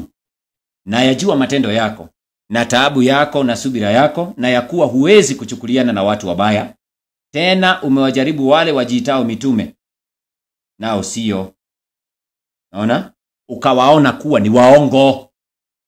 Tumekubali upendo wa Kristo, hatutaki mambo ya divai, mafundisho ya uongo. Angalia mstari wake ni wa 3. Tena ulikuwa na subira na kuvumilia kwa ajili ya jina langu. Wamekuwa na subira kwa ajili ya jina langu. Yani kanisa hili lilikubali jina la Kristo, wakawa na subira ya watakatifu. Sasa ndio tujue jina ambalo linatumika hapa linamaanisha tabia. Lazima tuangalie watakatifu wanaokuwa na subira ya Yesu wanatambulika vipi. Naona? Maana hawa walikuwa na jina la Kristo ambalo limetajwa katika wimbo ulio bora 1:3. Sasa hili jina ambalo walikuwa nalo Ephesus, maandiko yanasema walikuwa na subira kwa ajili ya jina ambalo walikuwa wamelikubali. Revelation chapter 14 verses number 12. Nini kiliwasaidia kuwa na subira ya watakatifu? Nini kitatusaidia sisi tuwe na subira ya watakatifu kama kanisa la kwanza la Efeso? Revelation 14 and verses number 12. Ufunuo 14 aya yake ni ya 12. Biblia inasema, hapa ndipo penye subira ya watakatifu, hao wazishikao amri za Mungu na imani ya Yesu. Imani ya Yesu, sio imani yao. Yani wako na imani ile ya Yesu. Imani ya Yesu, tabia ya Yesu, nguvu na mamlaka ambayo Yesu alikuwa nayo wamepewa. Yani wanafunua tabia ya Yesu duniani. Ndio naona Paulo aliwaambia kanisa la kwanza la Ephesus. Wakolosai 1:26 na 27. Twende pale. Amen. Amina. Kidogo tu niwakumbushe watazamaji ya kwamba hii ni series ya The Book of Songs of Solomon, ni wimbo wetu.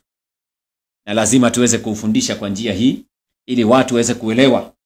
Maana tusipofundisha The Book of Songs of Solomon in context, tuelewe kwamba inaanza 31 AD. Kanisa linatambua jina la Kristo ni bora, linavutia, na wao wanakubali kuwa na jina hilo, yani tabia ya Kristo. Tabia ya Kristo maana yake Kristo anakaa ndani yao, alafu wao wanavutia. Ndio naona kanisa la Smyrna linaitwa a sweet smelling savour. Walikuwa wamevutia watu wengi zaidi kwa sababu tabia ya Kristo ilikuwa imejifunua ndani yao. Colossians chapter 1. Nasema kitabu gani? Which book did I mention? Kitabu gani? Colossians chapter 1 and verses number 26 and verses number 27. Colossians 1. Wakolosai. Wale wanaofuatilia kwenye mitandao, tuko kwa Wakolosai. Wakolosai 1. Wakolosai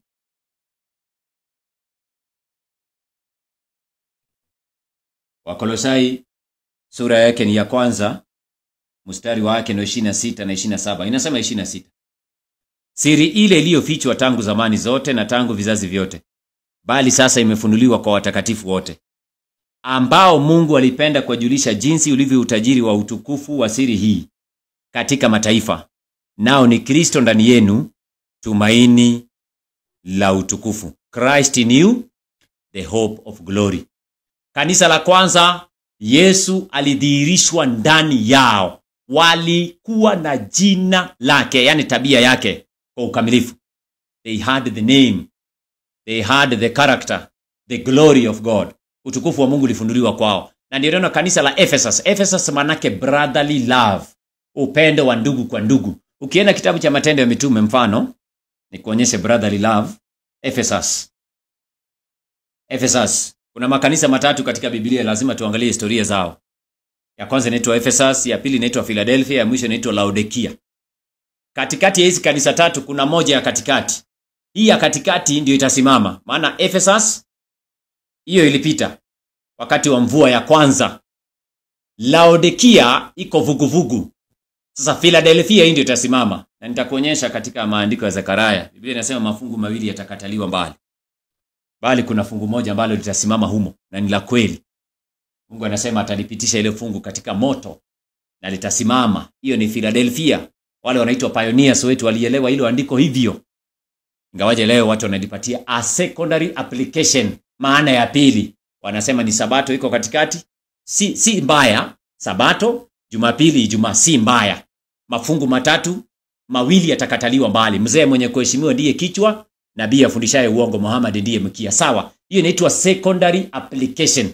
Lakini primary application, msingi wa kwanza wa hilo andiko, linaashiria makanisa matatu ya mwisho. Si ya mwisho, makanisa matatu katika msururu. Hivyo ndivyo walielewa wale wanaitwa pioneers. Walielewa ni Ephesus, Philadelphia, Laodikia. Mafungu mawili yatakataliwa mbali. Ephesus. Na hii inaitwa samahani sana, sio Ephesus Sardis, the Church of Protestant Reformation. Hapa kuna Philadelphia na hapa kuna Laodikia. Sardis wamerudi kwa mama kahaba, makanisa ya Kiprotestanti. Laodikia wamefuata mfumo wa kanisa kahaba, hao pia wamerudi kwa ule mama. Sasa kanisa ambalo linasalia katikati inaitwa Philadelphia. Philadelphia brotherly love. Hilo ndilo kanisa linasalia. Kanisa la kwanza Ephesus pia lilikuwa na upendo wa ndugu kwa ndugu. Lakini Philadelphia ndilo kanisa ambalo Mungu amelitumia kuweka misingi ya kuweka wimbo wa wana matengenezo, kanisa la masalio. Wimbo wao uko Philadelphia. Ndio sababu lazima turudi tusome historia hii. Na tukue na jina la Mungu, tukue na tabia yake. Nafikiri nimeeleweka pale. Bwana atukuzwe. Neema ya Mungu itoshe kila moja. Tunaendelea. Sasa tulikuwa wapi? Tulikuwa katika kitabu cha Revelation. Tulikuwa wapi? Matendo ya Mitume 2. Walikuwa na nini? Na upendo wa ndugu kwa ndugu hata bila kuweka andiko. Waliuza mali zao, waliweka zaka yao pamoja, walileta fedha zao, walihubiri. Walikuwa na umoja. They were in unity. Ni kwa sababu ya jina. Jina maana yake tabia. Walikubali hilo tabia. liwe sehemu yao. Ndio naona sisi kama tutafaulu kipindi cha mwisho, lazima tukubali hiyo tabia tena ndani yetu. Hebu rudisha Songs of Solomon chapter 1 verses number 2. Songs of Solomon chapter 1 verse 3, samahani, sio 2. Songs of Solomon, wimbo ulio bora.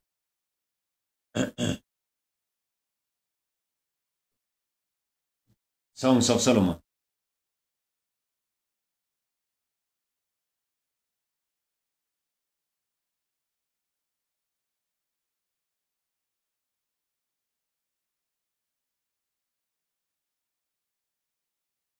Songs of Solomon chapter 1 verses number 3. Angalia ile andiko. Na Bwana wabariki sana kwa kufuatilia. Utakuja kushangaa. Inasema manukato yako yanukia vizuri. Naona? Yaani ujumbe kuhusu msalaba na kifo chako na vile ambavyo ulitupatanisha. Huo ujumbe unanukia vizuri, manukato. Yesu alisema maziko yake. Ujumbe wa jinsi ambavyo manukato yaliyompaka, huo ujumbe utatangazwa. Alafu anasema tabia yako ama jina lako ni kama marhamu iliyomiminwa. Yaani tunapaswa kumiminia watu tabia ya Kristo waikubali. The character of Jesus Christ. Hiyo ndio tunafaa kufanya. Kama wahubiri, tuwafundishe watu waipokee tabia ya uungu. Ndio naona mimi niko na shida na wale ambao wanahubiri Mathayo 28:19. Hawaelewi ya kwamba tunabatizwa ili tuikubali tabia ya uungu. Baba, Mwana na Roho. We are baptized into the threefold name, character. Dada White anasema, hata wale ambao wanaomba, wakimaliza naombi wanasema in Jesus name, amen. Hatujawahi kuambiwa ya kwamba ni vile watu wamezoea. Unajua watu wakizoea kitu inakuwa hivyo. Lakini halisi, ukiona Dada White akiandika kuhusu swala hilo nzima la kuomba kwa jina la Yesu, hasemi ya kwamba tutaje tu hilo jina mwisho wa kuomba. Angalia nukuu hii, nikuonyeshe. Acha tu nitafute hiyo nukuu kwa haraka. Kitabu cha Desire of Ages.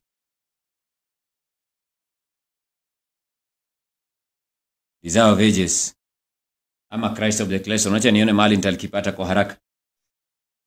Desire of Ages 668 paragraph 2. Acha nikuwekee screenshot mara moja. Umeipata? Haya, Desire of Ages 668 paragraph number 2. Angalia. Ndio hiyo. Haya, ngoja uone. Unajua kuna watu wanafikiria ati ombeni lolote kwa jina langu ati nitawapa. Ati sasa Bwana utupatie nini na utusaidie kwa jina la Yesu tumeomba. Hiyo ni mambo ya secondary application. Lakini Yesu alipozungumza kuhusu muombe lolote kwa jina langu, kuna maana. Sio jina tu. Angalia. Sio jina tu. Tunasoma kitabu cha Desire of Ages 668 paragraph 2. Anasema hivi. Umefika? Desire of Ages 668 paragraph number 2. Mpendwa, wale ambao mnaingia kwenye ibada, weka hapo vizuri watu. Asante. Naweza kukaa hapo. Bwana kubariki sana. Asante. Kuna viti zingine pande ile. Hakikisha mwenzako ako na mahali anaona na anaweza kufuatilia vizuri. Umeka. Asante. Inasema hivi. But to pray in Christ's name, kuomba kwa jina la Yesu, means much. Ina maana zaidi. It means, maana yake ni nini? That we are to accept his character. Amen. Kumbe ni character. We are to accept his character. Manifest his spirit. Lazima tufunue tabia yake na roho aliyokuwa nayo. And work his works. The Savior's promise is given on this condition. If you love me, he says, keep my commandments. He saves men not in sin, but from sin. And those who love him will show their love by obedience. Dada White anasema kuomba kwa jina la Yesu sio kutaja tu hilo jina mwisho wa maombi, ni kuomba katika tabia yake. Ndio naona wale wanabatizwa kwa jina la Yesu, wanabatizwa katika tabia yake, wanakubali hiyo tabia. Sio jina tu ati Yesu. Hapo ndio mgogoro wa mwisho tunaingia na watu. Wanasema batizo ni wa jina moja. Nyinyi mnaelewa jina aje? Maana sisi wana matengenezo tunaelewa jina ni tabia. Context. Kanisa la Ephesus wanasema manukato yako yananukia kwa sababu jina lako, yani tabia yako tumeikubali. Tabia. Aende Revelation 22 verse 4. Revelation 22 and verses number 4. Mambo mazuri kweli. Revelation 22. Ufunuo 22 mstari wake ni wa 4. Revelation 22 and verses number 4. Wale watakao kombolewa, sikiliza. Nikuulize swali. Revelation ama Ufunuo 22 mstari wake ni wa 4. Biblia inasema, nao watamuona uso wake, huyo ni Mungu Baba, na jina lake litakuwa katika vipaji vya nyuso zao. Maandiko yanaposema jina la Mungu litakuwa katika vipaji vya nyuso zao, kwani hiyo ni ID? Hiyo ni kitambulisho? Ni jina gani? Yaani tabia ya Baba itakuwa katika mawazo yao. Kipaji cha uso maanake mawazo. Kipaji cha uso kilichotumika pale sio hapa tu, ni mawazo. Yaani watakuwa na tabia ya Baba ndani ya mawazo yao. Hata ukisoma Revelation chapter 3 verse 12, angalia. Ufunuo 3, kanisa la Philadelphia. Revelation chapter number 3. Revelation chapter 3 and verses number 12. Revelation 3. Yesu anasema Revelation, Ufunuo 3:12. Yeye ashindaye nitamfanya kuwa nguzo katika hekalu la Mungu wangu, wala hata toka humo tena kabisa. Nami nitaandika juu yake jina la Mungu wangu na jina la mji wangu mtakatifu, Yerusalemu mpya, ushukao kutoka mbinguni kwa Mungu wangu, na jina langu mwenyewe lile jipya. Mtu anaweza kutafsiri ile andiko aseme wale watakuwa mbinguni katika vipaji vya nyuso zao kutakuwa na majina matatu. Sasa hiyo ni kazi gani Mungu anafanyisha watu? ID ni ya nini mbinguni? Haya ni maandiko ya Ufunuo. Ufunuo imeandikwa kwa lugha ya mifano ama mafumbo. Watakuwa na tabia ya Yesu, watakuwa na tabia ya Mungu Baba, na watakuwa na tabia ya wale wenye kuingia Yerusalemu mpya, tabia ya watakatifu.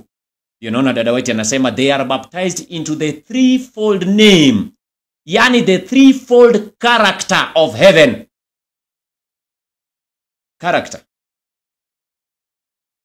ni character, ni tabia ya Mungu ambayo wanabatizwa kwayo. Wakitoka ndani ya maji wanafaa kudhihirisha tabia ya Mungu. Unaona Yesu anasema nimekuja kwa jina la Baba yangu, hamuja nikubali. Nimekuja kuwafunulieni tabia ya Baba. Sasa rudi Songs of Solomon chapter 1. Songs of Solomon chapter number 1, wimbo ulio bora. Tunaendelea na somo letu Songs of Solomon. Alafu tutakuwa na break kidogo, tutarudi part 3. Songs of Solomon chapter number 1, wimbo ulio bora. Na tunawaaji watu wale ambao wanafuatilia, tunaanzisha week of prayer, youth week of prayer inaanza rasmi wiki mzima. Tutakuwa na masomo hapa kwenye YouTube channel zetu zote. Present Truth Loud Cry Ministry, Biblia Dunu ya Dunia, Biblia Msingi wa Wana Matengenezo, Sauti Nyikani Ministry, Warning Voice of the Last Days. Na pia kwenye Facebook pages zetu kila jioni tutakuwa na youth week of prayer. Tutakuwa na maombi. Wale ambao ni vijana ambao wanafanya ibada katika makanisa zote za Wana Matengenezo. Alafu sabato ijayo tutakuwa wote katika kanisa la Mwiki Nairobi. Tutakuwa Mwiki.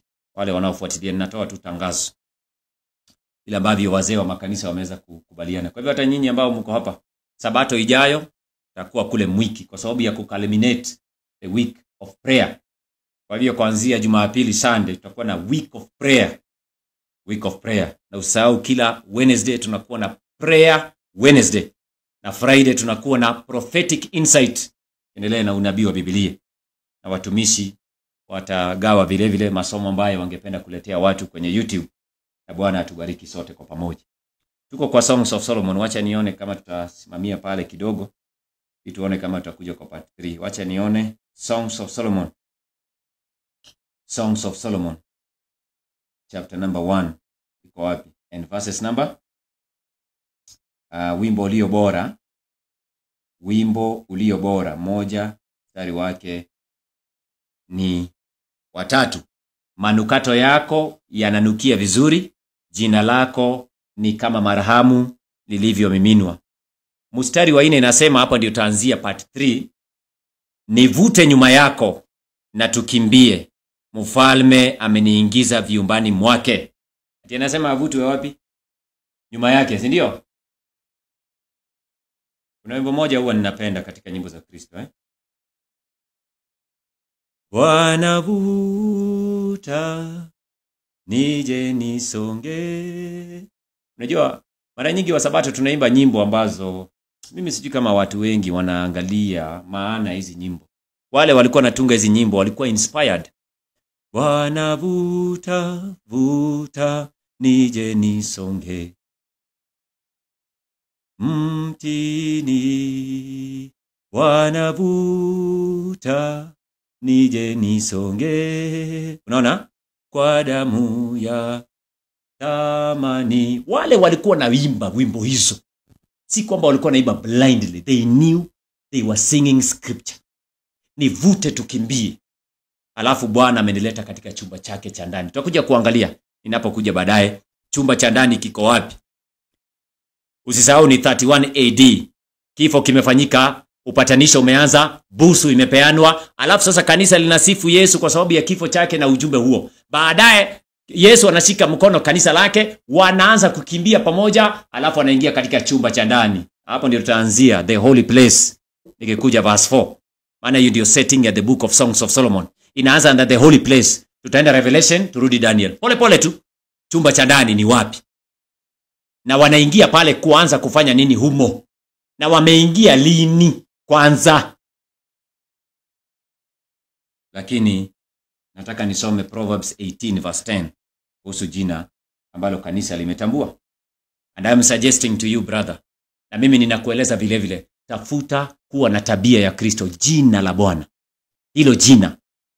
Kama kanisa la Mungu na wana matengenezo masadio, lazima tuhakikishe ya kwamba tunafunua jina la Mungu duniani kama marikato ama marhamu. Hivyo ndivyo tutakavyofanikiwa. Lazima tufunue jina ama tabia. Tabia ya Mungu ndiyo itakayotuvuta watu kwetu na kwa Kristo. Yesu anasema nikiinuliwa nitawavuta watu kwangu. Proverbs chapter 18 and verses number 10. Proverbs chapter 18 and verses number 10, alafu tutakuwa na break. Proverbs 18 and verses number 10. Proverbs ama Methali. Proverbs chapter 18 and verses number 10. Biblia inasema, jina la Bwana ni ngome imara, mwenye haki huikimbilia akawa salama. Lazima tutafute siku zote daima tuweze kukimbilia jina la Bwana, tuweze kuwa na tabia yake, na tuweze kutangazia ulimwengu ya kwamba jina la Bwana ni ngome, wenye haki ulikimbilia nao upata imani tele. Kwa hivyo tumekuwa na part 2. Hiyo ni sehemu ya pili. Sitaki kuzungumza zaidi ya 1 hour and 30 minutes already. Kwa hivyo nitakuwa na break kidogo ili kwamba watu wengine Forista atasaidia katika uimbaji, ili kwamba baadaye tuweze kurudi na part 3 inakuja. Alafu saa 8 tutakuwa na part 4. Tunaendelea polepole. Hii ni msingi na tumeweka. Kama hujaona part 1, anza na part 1. Hii ni part 2. Tumefika verse 3. Nikiingia part 3, sehemu ya 3, nitaanza Songs of Solomon chapter 1 verse 4. Tutakuwa tumefika verse 4. Tunaona ni chapters 8. These are 8 chapters. Kitambo tufike chapter 8. Tutakuwa tumesoma vitu mingi sana. Chapter 8. Hii ni series ya mwaka mzima. Tunauma kidogo tukiacha. Tunauma tukiacha. Kwa hivyo Bwana awabariki sana. Tumeweka pale kwenye screen yetu wale ambao wako manyumbani ama mbali, zaka zetu tunaweka kwenye paybill iko pale. Pia tuko na WhatsApp groups, tunaweza kukuweka kwenye WhatsApp group ili kwamba uweze kuendelea kupata masomo zaidi na mafundisho zaidi, na pia material na documentation. Usikose kuwasiliana nasi katika nambari za simu ambazo pia tuko nazo. Na kama utakuwa na swali, nimesema ya kwamba siku ya Wednesday tuko na prayer Wednesday, na Friday tuko na prophetic insight. Kwa hivyo Bwana awabariki sana. Tukirudi part 3, tutakuwa tunafanya Songs of Solomon, the prophetic Songs of Solomon part 3. Na tutaanzia verse 4 specifically. Kwa hivyo tumefanya 1.5 hours. Ningependa tusimamie pale kwa sasa ili tuwe na pumziko fupi, alafu tarejea baadaye. Amani ya Mungu iwe pamoja nanyi. Hebu tuombe kwa pamoja. Tafuteni mahali tunaomba watu wa Mungu ili tuwe na break. Bwana awabariki sana, tunaomba. Baba na Mungu wetu, jina lako litukuzwe. Asante kwa sababu umetubariki na neno lako. Umekuwa mwaminifu, umetulinda na imekupendeza ya kwamba tuweze kuendeleza ujumbe asubuhi ya leo. Tumefikisha hapo part 2. Tuko na kusudi ya kuja tena kuendelea na part 3. Neema yako itutoshe. Wanaofuatilia kutoka manyumbani wabarikiwe. Endelea kututakasa, tusamehe makosa na dhambi zetu. Tuunganishe tena katika awamu ya 3. Jina lako litukuzwe kwa kila jambo. Kupitia jina la Yesu aliye Bwana na mkombozi wetu tumeomba na hata kuamini.